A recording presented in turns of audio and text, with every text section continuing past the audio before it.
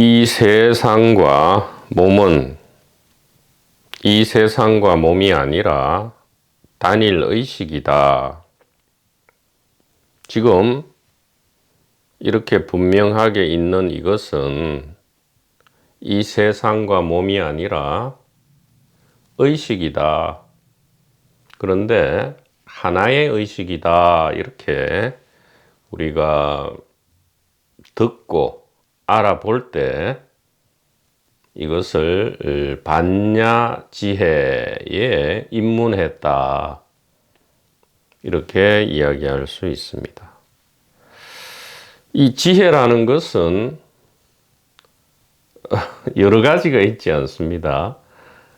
우리가 일반적으로는 지혜라 하면 무슨 생활의 지혜, 문제를 푸는 지혜 이렇게 이야기하지만 이 우리가 이야기하는 우리가 보고 알고자 하는 다시 기억해내고자 하는 이 지혜는 그런 지혜가 아니고요. 유일한 지혜다. 이 지혜에서 우주, 세상, 만물이 모두 솟아나는 그런 지혜다 이 말이에요.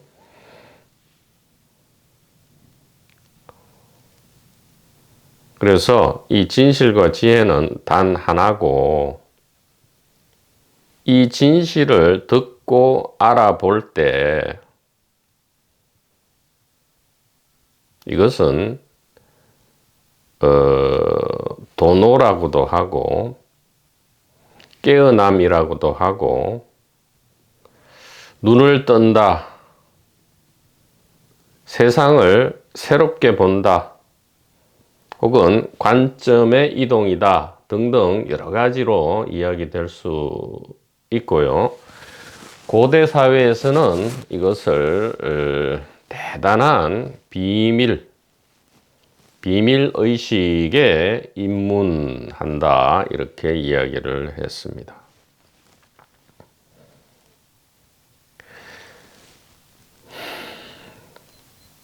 이 진실을 듣고 안다는 것은 이 진실을 듣고 가슴으로 이해한다는 것은 작은 일이 아닙니다. 너무나 크고 유일하게 우리가 가치 있고 의미 있는 일이다.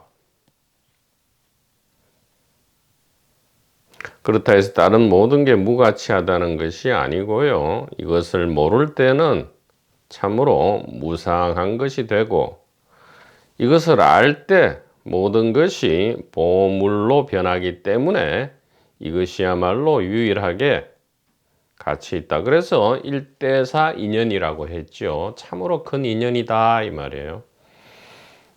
얼마나 크냐? 이 하나의 들음, 이 하나의 이해가 삶과 죽음을 넘어가게 한다 이 말이죠. 그래서 우리가 삶에 있어서 100% 온전히 삶을 살 수 있고요. 그리고 우리가 마지막 잠드는 그날 죽음을 온전히 살 수 있다 이 말이죠. 즉 삶을 넘어서 삶을 온전히 살고요. 죽음을 넘어서 죽음을 온전히 산다 이 말이죠. 죽음은 죽음이지 왜 산다 하느냐. 삶과 죽음은 이 의식, 단일 의식의 표현이고요. 드러남이죠. 드러남. 현현이라고도 하고요. 성현이라고도 합니다. 성스러운 것이 드러난 것이다 이 말이죠. 근데 성스럽다 하면 또 성스러움과 성스럽지 않음을 나누기 때문에 다만 진실의 현현 이것이 삶과 죽음이다. 그리고 이 진실, 이 단일 의식의 다른 이름은 생명이죠. 그래서 우리는 삶만을 생명인 줄 알았더니 죽음도 생명의 현현이다 이 말이에요. 이 단일의식의 드러남이다, 나타남이다 이렇게 이야기할 수 있습니다. 그래서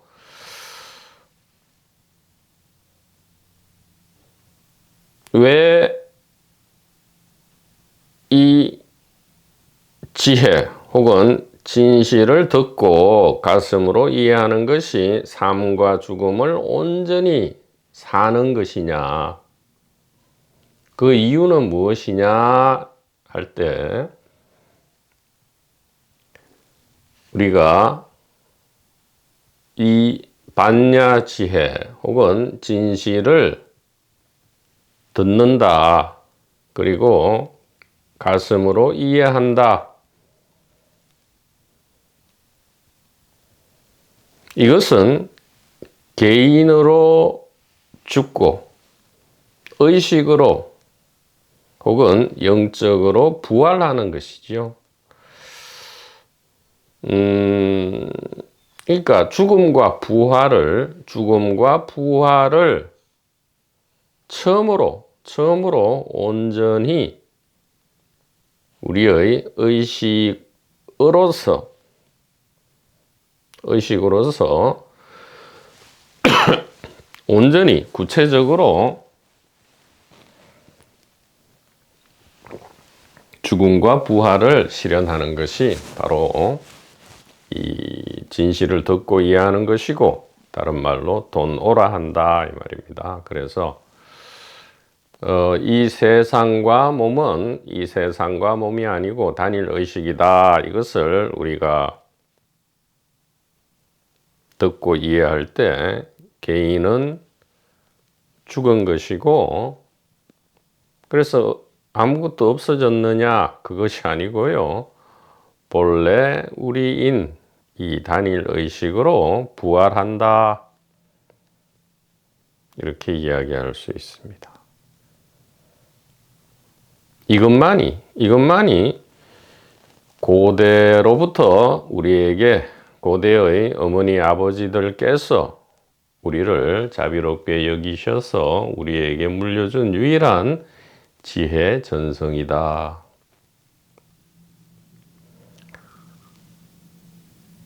이것만이 삶과 죽음을 100% 온전히 살 수 있는 길이다.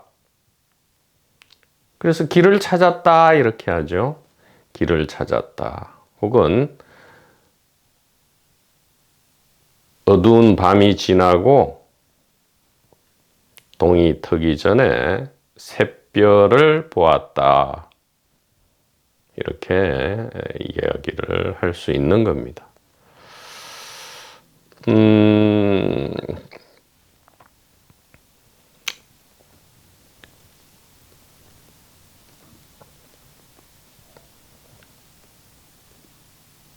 이런 말을 혹여라도 그러면, 아하, 개인이 없어지고 개인이 죽으면 이 문제가 해결되는구나, 그렇게 여기면 또 안 된다 이 말이죠. 이 지금 겉으로 드러난 이 모양과 이름의 이 몸, 그리고 자아, 개인이 물리적으로 죽고 사는 것과는 아무런 상관이 없다 이 말이에요. 물리적으로 죽고 사는 것은 물리법칙, 생물학 법칙에 따르겠죠. 몸을 잘 관리 못하면 빨리 죽을 것이고, 잘 관리하면 또 그 결과치가 나온다 이 말이죠. 근데 여기서 말하는 이 반야지혜, 도노, 즉 개인이 죽고 단일 의식으로 부활한다, 이 말은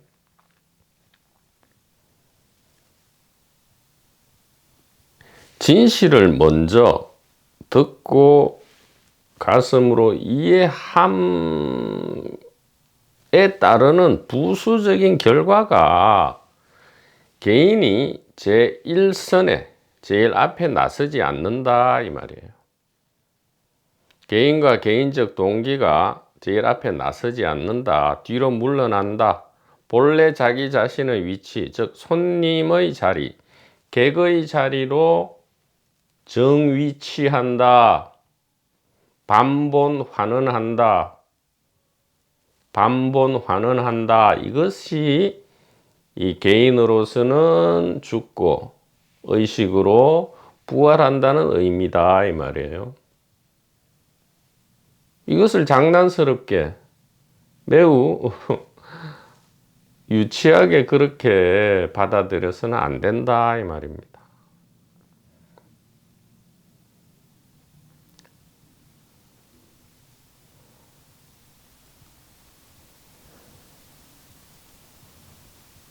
모든 파도를 다 제거하고 바다를 얻을 수 없듯이 황금 돼지에서 돼지를 없애고 황금을 얻을 수 없듯이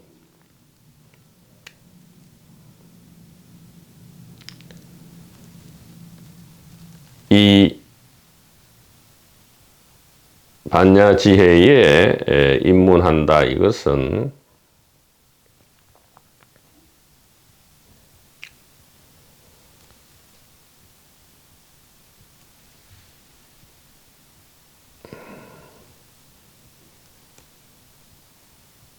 삶을 온전히 살고 죽음을 온전히 살기 위해서는 몸과 자아가 아주 건전하고 튼튼해야 된다 이 말이에요. 역설적으로 아주 건전하고 튼튼하게 영이 될 때에만이 오히려 자아가 제2선 혹은 자기 위치로 물러나는 것이지, 몸과 자아가 오히려 건전하지 않고 정신적, 물질적으로, 물리적으로 문제가 있을 때는 오히려 이 진실을 듣고 가슴으로 이해하기는 오히려 어렵게 된다 이 말이에요. 그러니까 거꾸로, 그러니까 이 핵심을 정확하게 이해하지 못한 결과로 인해서 지금 수많은 어리석은 종교 시스템이 발생해서 현대사회에서도 수많은 대중들을 오류의 그 초심을 참으로 옳지 않은 방향으로 인도하고 있는 것이 아닌가, 이런 생각이 듭니다. 자, 책 25페이지를 보죠. 유니콘의 뿔은 흰색일까 검은색일까? 다시 이 자유의지 대 결정론의 문제입니다.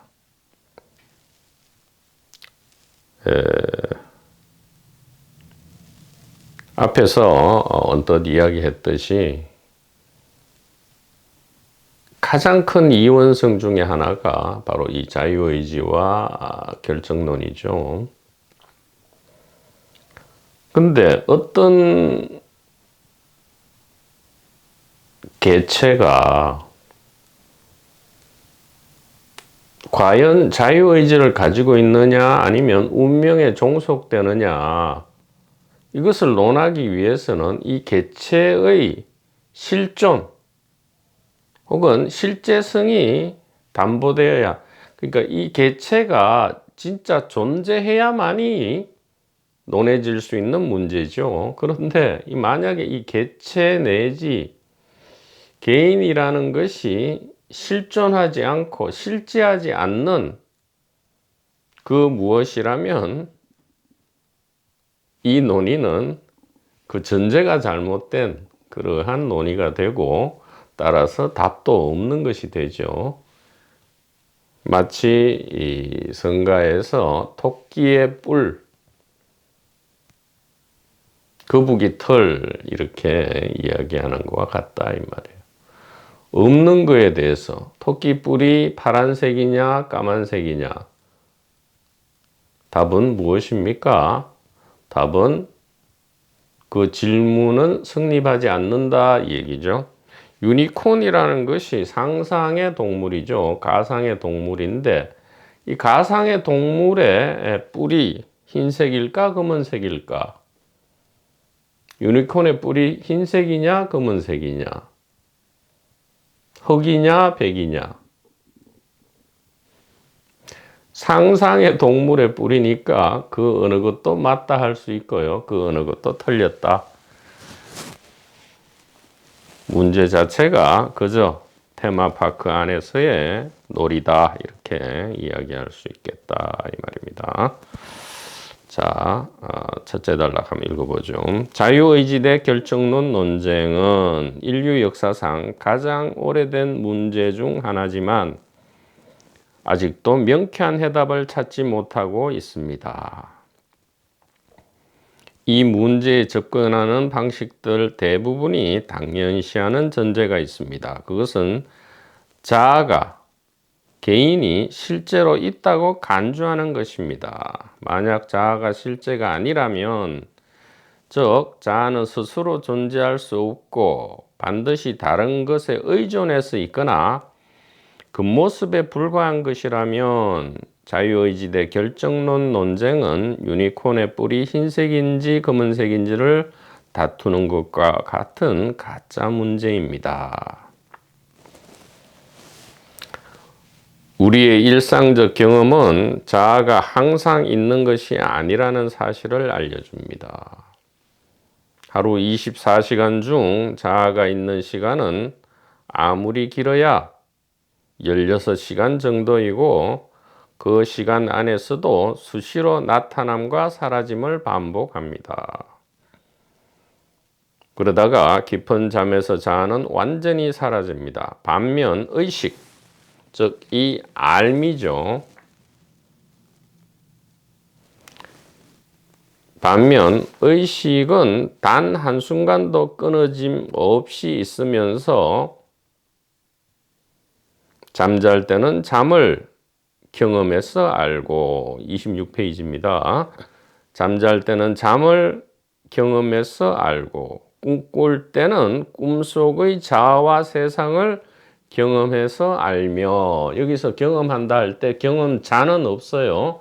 경험만 있는 겁니다. 잠 깬 때는 그때의 자아와 세상, 즉 현실 자아와 현실 세상을 경험하고 압니다.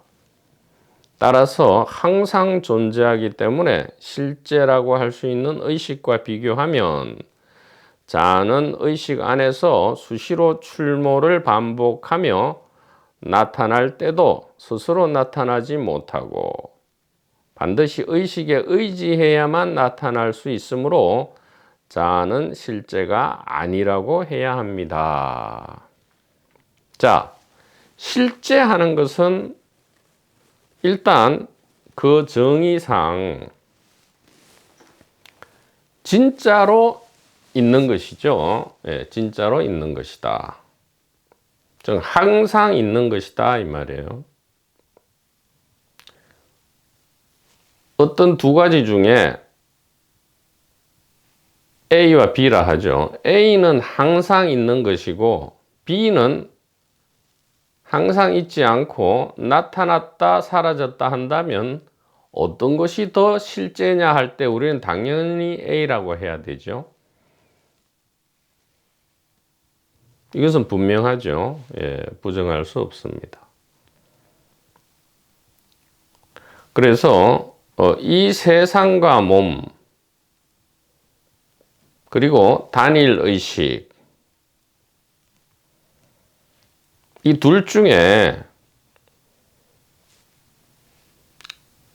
단이라는 말은 빼죠. 이 세상과 몸 그리고 의식 중에 어느 것이 더 항존하느냐 항상 하느냐 우리가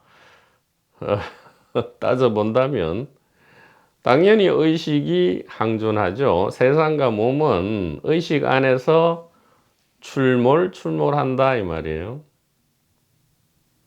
그것도 상대성의 법칙, 이원성의 법칙에 따라서 쌍생쌍멸하는데 이 쌍생상멸하는 모든 것을 담고 있는 것이 무엇이냐? 이 의식이다 이 말이에요.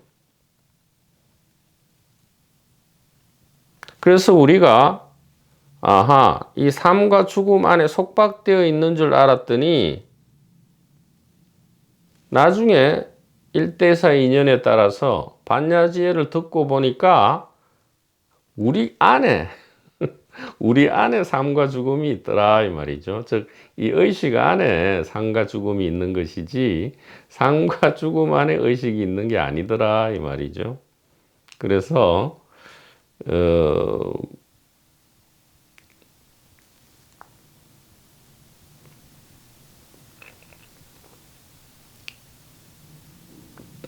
일단 상대적으로 비교해 볼 때 이 개인의 실제성과 이 의식의 실제성은 비교할 수조차도 없이 의식이 실제한다 이렇게 우리가 알 수 있다 이 말이죠.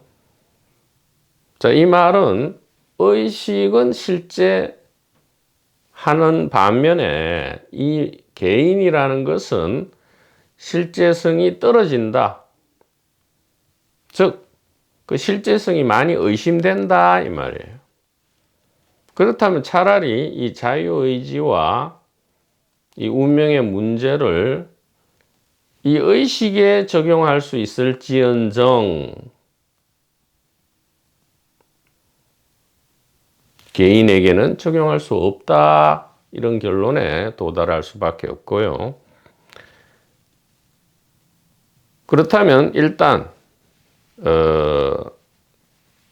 중간 결론으로서 아마도 의식은 분명히 자유의지의 핵심이 될 수 있을지언정 이 개인 혹은 자아는 자유의지의 주체가 될 수 없겠구나. 자유의지의 주체가 될 수 없으면 운명의 속박도 받는 것이 아니구나. 아니 운명의 속박을 받는 존재가 되어야 된다 할지라도 분명히 존재의 실제성은 있어야 되는 거죠. 실제해야 뭐 무슨 운명에 속박되든 자유의지를 발휘하든 할 텐데 자유의지의 주체가 아니라면 운명에 속박받는 주체도 될 수 없다 이 말이에요.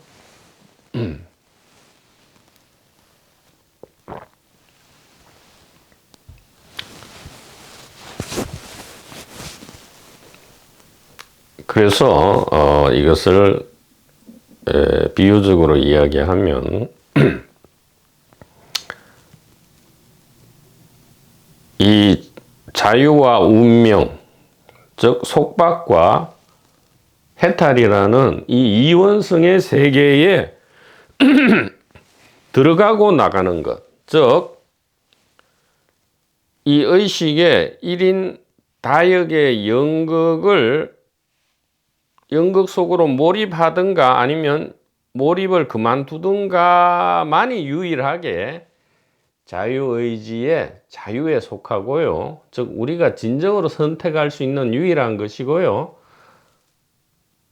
일단 배역에 들어간 이상은 즉 우리가 자유선택으로 배역 안으로 들어간 이상은 다른 말로 이 테마파크에 들어온 이상은 그 안의 법칙, 즉 이원성의 법칙, 재상, 모든 상대성의 법칙에 따라야 하는 것이죠.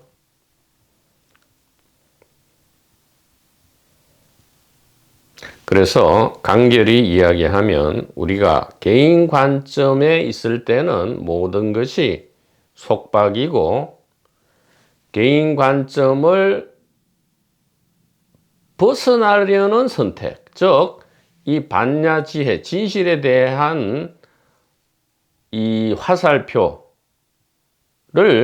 듣고 가슴으로 이해하고 알아볼 때 요 일에 한해서는 운명 내지 속박이 작용하지 않는다. 왜? 이것은 개인 관점이 아니고 의식 관점에서 일어나는 일이기 때문에, 즉 전체적 관점, 그러니까 관점조차도 아니죠. 전체에서 일어나는 일이기 때문에 개인으로서는, 이것을 개인 관점으로서는 알 수 없죠. 즉 선택 이후에만 이것이 우리에게, 진정한 우리에게 사무치게 된다. 이렇게 말씀드릴 수 있습니다. 자, 25페이지 제일 밑줄에 의식을 아는 자라고 했는데, 이것은 조금 수정하는 게 좋겠어요. 의식은 아는 자가 아니고 알미다, 이렇게. 개인이 대비시키기 위해서 아는 자라고 했는데 오해를 불리하게 일으킬 수 있다. 그래서 의식은 알미다, 이렇게만 이야기하는 것이 좋겠습니다. 자, 26페이지 그 다음부터는 다음 시간에 계속 이어가도록 하겠습니다. 대단히 고맙습니다.